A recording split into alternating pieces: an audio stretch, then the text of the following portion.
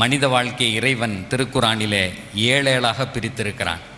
முதல் 7, 2வது 7, 3வது 7, 4வது 7ஆக திருக்குரான் சொல்லுகிறது.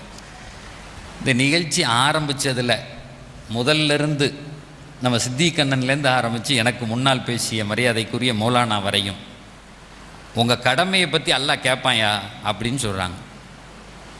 என்ன கடமை?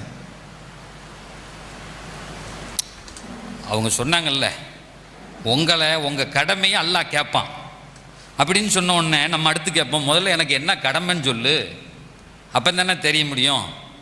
கடமைன்னே என்னன்னு தெரியாமல் கடமையை கேட்பான்னா என்ன கடமையை கேட்பான்? நான் சொல்கிறது புரியுதா? எனக்கான what is my role of my duties and responsibility, எனக்கான கடமைகளும் செயல்திறனும் என்ன, எனக்கு என்ன பொறுப்பு இருக்குது? ஒரு அத்தாவாக இருக்கேன், பிள்ளையை பற்றி கேட்பான். கணவனாக இருக்கேன், மனைவிட்ட கேட்பான். அதை முடிஞ்சா? அவ்வளோதானே. புருஷனை பற்றி பொண்டாட்டியை பற்றி புருஷன்ட்ட கேட்பான், பிள்ளையை பற்றி அத்தாட்ட கேட்பான். முடிஞ்சா? கடமை முடிஞ்சிருச்சா? What is the responsibility? பொறுப்புன்னா என்ன? அல்லாஹ் திருக்குரானில் அழகாக சொல்கிறான், சின்ன பிள்ளைகளுக்கு ஊட்டி விடுற மாதிரி சொல்கிறான். What is your responsibility? சகோதரர்களே, ஒரு அருமையான போன தடவை வந்தப்போ இந்த பேரை பற்றி பேசினேன். இந்த பேர் எனக்கு ரொம்ப பிடிக்கும். இந்த முஆத் பின் ஜபல் இருக்குல்ல, அவர் ஒரு ஜபல். அவருடைய பேர் எனக்கு ரொம்ப பிடிச்ச பேர்.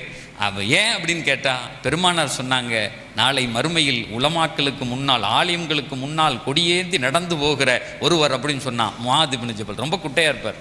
வாழ்ந்த காலம் ரொம்ப யாரிடத்திலும் பேசாத விஷயங்களை பெருமானார் அவரிடத்தில் பேசினாங்க. 17 வயசு பையன். அவரை யமனுக்கு அனுப்பி விடும்போது வெறும் 17 இயர்ஸ் ஓல்டு. அவர் குதிரையில் உட்காந்துருக்கார், பெருமானார் நடந்து போனாங்க. இப்படி ஒரு சம்பவம் வேறு எங்கேயும் நடக்கல. அவர் குதிரை மேலே இருக்கார், ஒட்டகத்து மேலே, நபி நடந்து போகிறாங்க. எப்படி நடந்து போகிறாங்க? சும்மா நடந்து போல, பேசிக்கிட்டே நடந்து போகிறாங்க. முஆதே, உன்னை நான் அனுப்புகிறேன்ப்பா, அங்கே போய் என்ன தெரியுமா செய்யணும், நீ என்னெல்லாம் செய்யணும் தெரியுமா, எதெல்லாம் செய்யக்கூடாது தெரியுமா, நீ எப்படி தீர்ப்பளிப்பு தெரியுமா, ஒன்று ஒன்றா கேட்குறாங்க. அவ்வளவுக்கும் பதில் சொல்கிறார். ஒரு தீச்சன்யமான அறிவு. நான் போன வருஷமும் இதை சொன்னேன். எங்கெல்லாம் இதை சொல்கிறனோ சந்தோஷமாக சொல்லுவேன். ஒரு நாள் உள்ளே வந்த பெருமானார், இவர் வர்றார் முஆத், அவரை பார்த்தோன்னே சொன்னாங்க, வல்லாஹி இன்னி உஹிப்புக், முஆதே, அல்லாவின் மீது சத்தியமாக உன்னை பிரியப்படுகிறேன் அப்படின்னாங்க ரசூல்லா. அப்படியே நின்ட்டார். திரும்பவும் சொல்கிறாங்க, முஆதே, உன்னை அல்லாஹுக்காக வேண்டி பிரியப்படுறேன். 3வது தடவையும் சொல்கிறாங்க, அல்லாஹுக்காக வேண்டி. அப்போ தான் அவருக்கு உணர்வே வருது, யார் ரசூலல்லாஹ், நானும் உங்களை அல்லாஹுக்காக வேண்டி பிரியப்படுறேன்னார்.